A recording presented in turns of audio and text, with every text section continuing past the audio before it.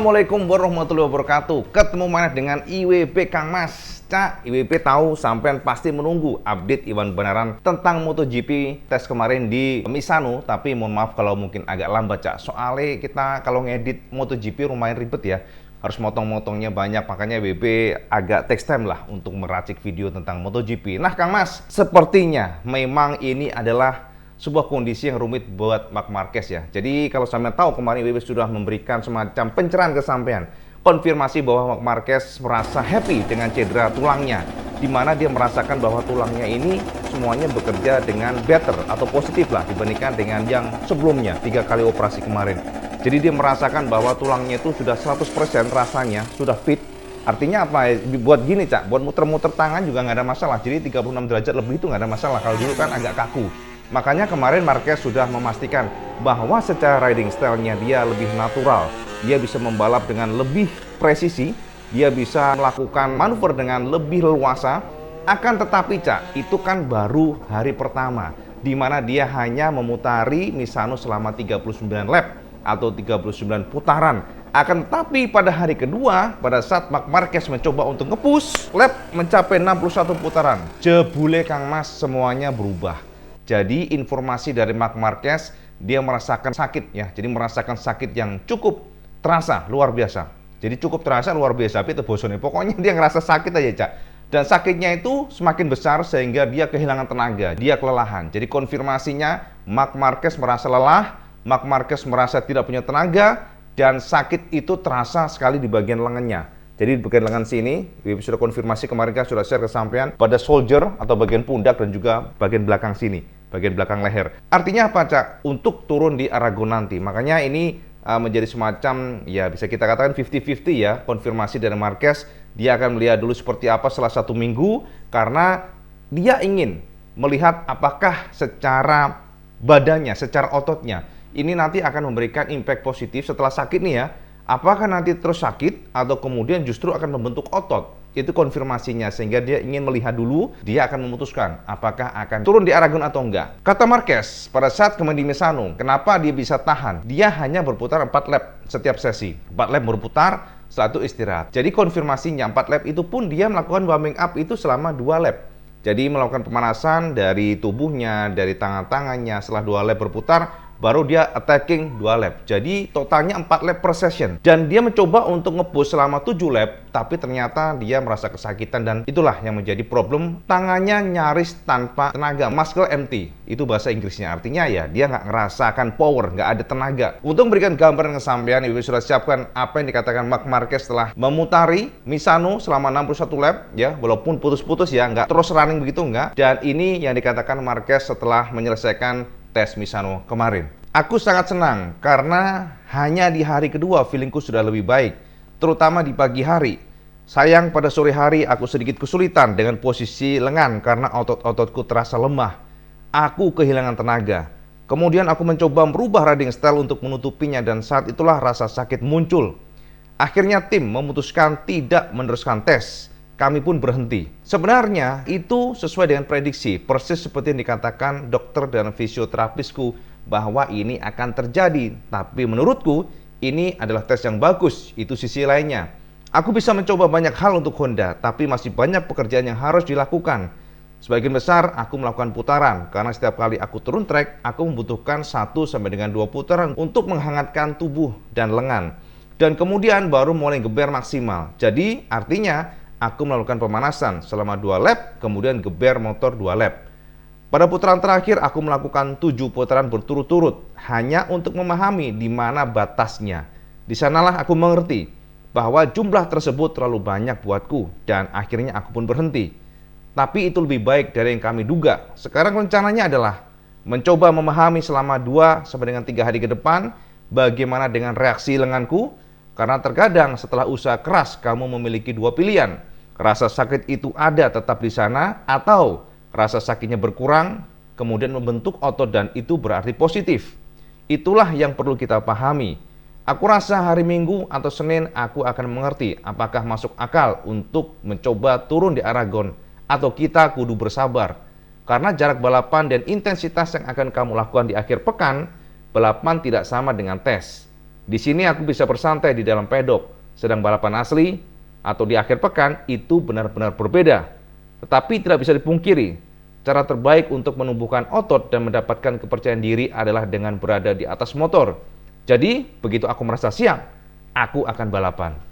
Yes, itu konfirmasi Marc Marquez bahwa memang belum ada kepastian. Dia merasakan sakit yang luar biasa, sehingga dia akan melihat dulu. Ya, mungkin 2-3 hari katanya Marquez, tapi secara ideal, informasi dari medis seharusnya dia bisa menunggu sampai 1 minggu untuk memastikan benar-benar dia bisa turun di Aragon atau tidak. Mengingat untuk turun di balap MotoGP non-stop, bayangin aja, dia harus fokus 23 sampai dengan 24 lap. Itu tidak mudah. Itu update Marquez.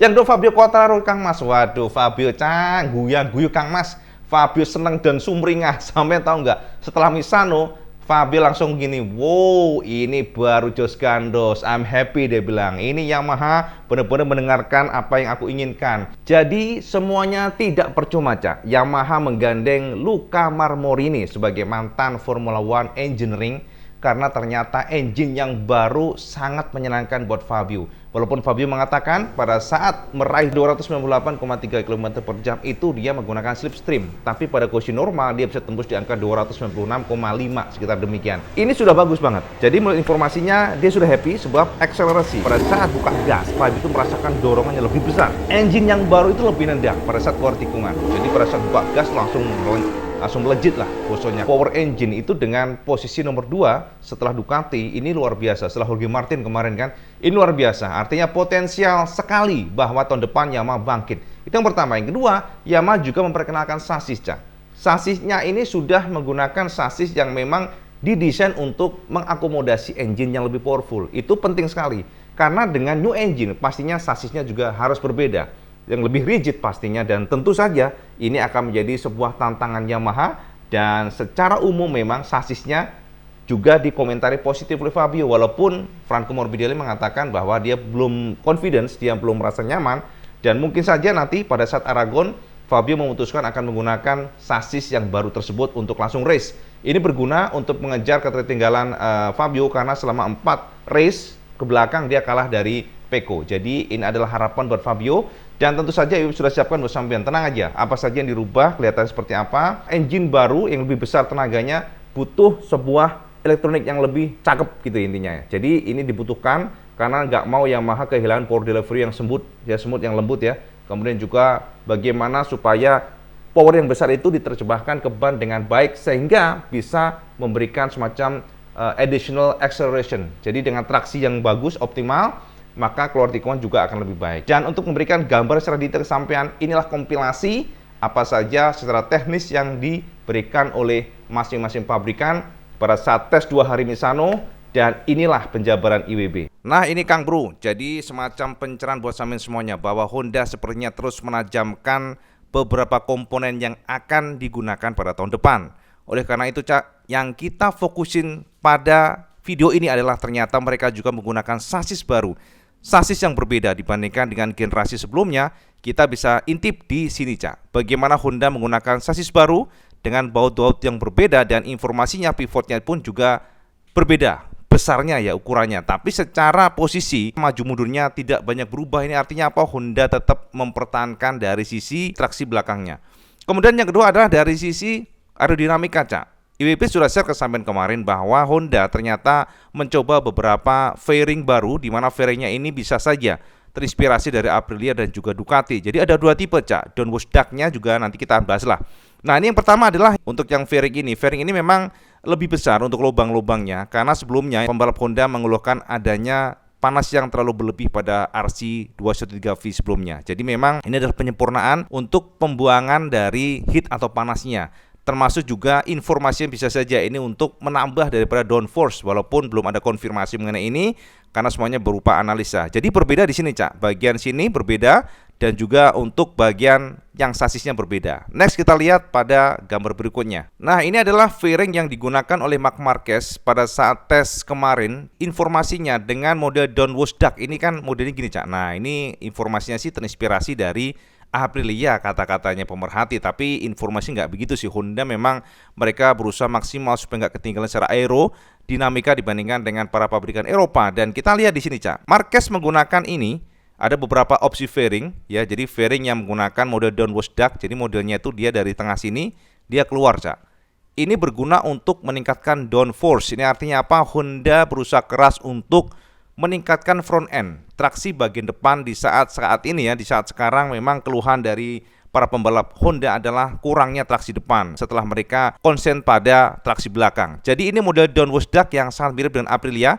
IB akan tunjukkan ke sampean buat gambaran untuk milik Aprilia seperti ini, Cak. Ini dia. Jadi ini adalah downwash duct dari Aprilia. Fairingnya itu nonjol dari sini kemudian masuk ke dalam. Jadi ini sangat mirip dengan punya Honda. Cuman beda ya, kalau kita lihat memang secara shape-nya lebih menonjol untuk Aprilia dibandingkan dengan RC. Nah, kelihatan kan di sini, Cak, mungkin tonjolannya tidak mirip dengan Aprilia secara shape-nya atau panjangnya atau mungkin lebar dimensinya ya. Tapi ya memang fokusnya sangat mirip sih, posisi dan sebagainya. Makanya banyak yang bilang ini terinspirasi downwash duct-nya tuh dengan Aprilia dan untuk meningkatkan downforce itu ya menjadi fokus kita. Kemudian juga untuk bagian depannya, fairingnya.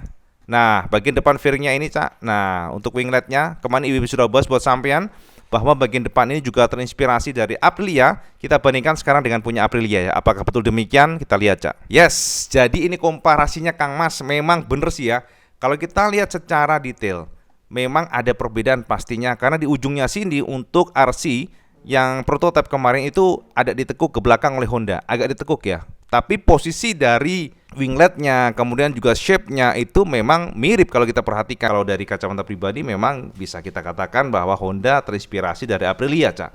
Jadi downwash duct-nya juga dipakai oleh Honda untuk komparasi, termasuk juga bagian winglet atau aeronya juga ternyata dipakai. Tapi Honda juga mencoba fairing yang lain, Cak. Jadi nggak hanya ini. Berikut fairing yang lainnya, Cak. Nah, ini dia. Jadi ini adalah Marc Marquez ketika ngeber prototipe RC213V 2023, kita menemukan bahwa downwash duct tidak nongol di sini. Jadi lebih ke kisi-kisi. Dan yang jelas adalah kita menemukan swing armnya sudah menggunakan Kalex. Sampai pasti bertanya, kenapa menggunakan Kalex swing arm, Cak IWB? Apakah Honda tidak pede? Enggak begitu, Kang Mas.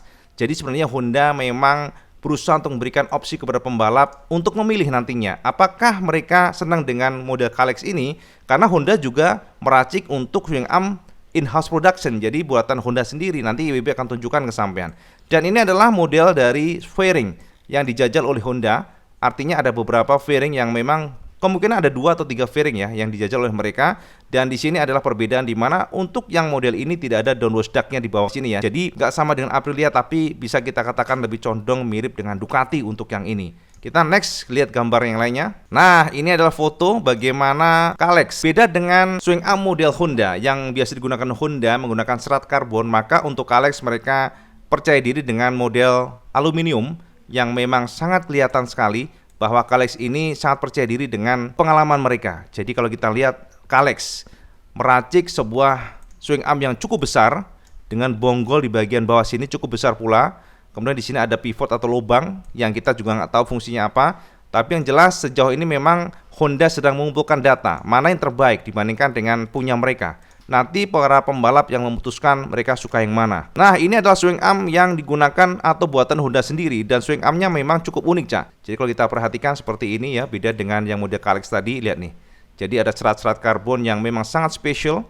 Informasinya demikian yang biasa mereka gunakan. Dan kemarin Honda jajal pula swing arm ini. Artinya apa? Memang ada opsional komponen yang akan diserahkan kepada pembalap untuk memilih apakah suka yang punya Kalex atau suka swing arm dari buatan Honda sendiri. Dan dari sekian, yang cukup menarik adalah ternyata HRC juga menggunakan 3-axis acceleration sensor. Nah, ini yang menarik, Cak. Jadi mereka biasanya menggunakan model 2-axis, namun sekarang mereka mirip dengan Ducati menggunakan model 3-axis acceleration sensor. Posisinya di depan sini, Cak, ya, di bagian bottom dari swing arm.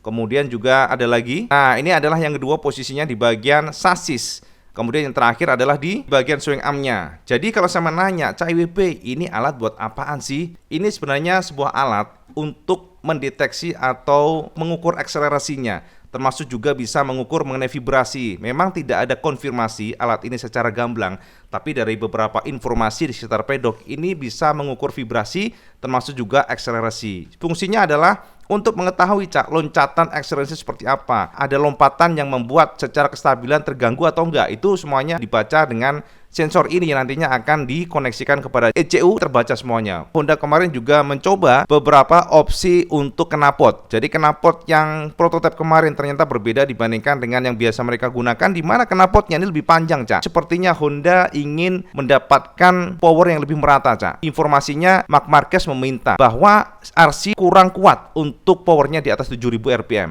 Jadi informasinya Marquez kurang suka karakter dari RC sekarang, di mana untuk low RPM sampai dengan 7000 itu sangat liar, akan tetapi di atas 7000 ke atas kurang power. Itu informasi Marc Marquez, sehingga pada saat kemarin Honda diduga sudah meracik engine yang baru, sedikit sentuhan, dan juga mereka mencoba untuk jajal knalpot baru. Ternyata banyak sekali komponen yang diracik atau dijajal oleh Honda pada saat tes Misano kemarin. Nah, sekarang kita melaju ke Yamaha, Cak. Untuk Yamaha dipastikan mereka menggunakan engine baru kemarin. Jadi ada 3 tipe yang sudah besar sebelumnya ya, dimana yang pertama ada tipe standar dengan beberapa sentuhan, kemudian yang kedua adalah tipe dengan sasis baru tapi engine yang lama, dan yang ketiga adalah new engine dan new sasis. Informasi dari Fabio demikian. Nah, kita bisa melihat bahwa sasisnya memang berbeda antara yang biasanya, dimana untuk sasis yang baru ini secara umum berwarna putih.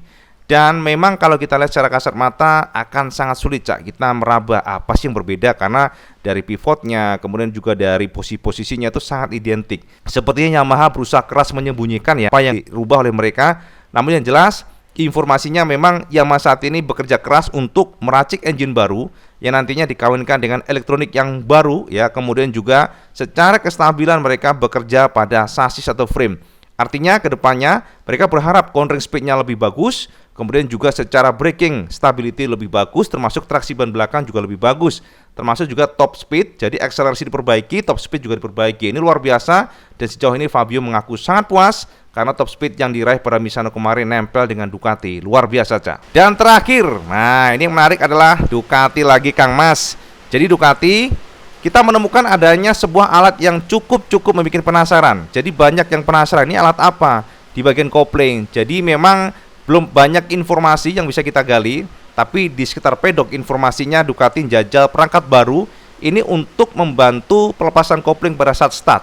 Jadi supaya nggak ada nyama stall. Jadi makanya ini membantu semutnya engine supaya mendapatkan akselerasi yang maksimal. Ini dugaan pertama, karena memang belum ada konfirmasi, tapi yang jelas ini ada semacam sensor yang akan membantu supaya pelepasan kopling lebih lembut, sehingga secara umum maka ledakan tenaga bisa tertransfer dengan baik ke ban bagian belakang. Nah, ngono Kang Mas ya. Insya Allah semoga saja gamblang semuanya. Jadi dengan kegamblang ini sampean pasti nggak akan penasaran, dan kita tinggal tunggu saja akan seperti apa hasilnya, karena kita belum tahu pula apakah nanti Honda langsung menggunakan swing arm dari Kalex. Karena kalau yang berhubungan dengan sasis, Cak, itu bisa langsung digunakan. Jadi nggak ada nunggu-nunggu, kecuali untuk untuk aerodinamika itu harus homologasi, termasuk juga engine. Kalau engine nggak boleh pastinya, harus tahun depan. Jadi itu semacam gambaran bersama semuanya. Update Misano, dan yang sudah lebih besar kesampaian adalah update yang paling update pastinya, karena tidak ada lagi update yang baru lagi. Jadi semua sudah Ibu kumpulkan. Semoga saja menjadikan pencerahan kesamaan semuanya. Oke, Cak, jadi itu aja informasi update Misano yang paling update, yang sudah besar kesampaian. Semoga mencerahkan, dan nanti IWP akan update terus lah seperti apa MotoGP, termasuk juga line up MotoGP terbaru, dan juga apapun itu pokoknya IWP akan share. Oke, itu aja. Matur nuwun sudah menonton video benaran. Seperti biasa, kalau teman suka video ini, like, share, dan subscribe. Ojo lali sama sholat 5 waktu, karena ini paling penting. Assalamualaikum warahmatullahi wabarakatuh. Salam segandos.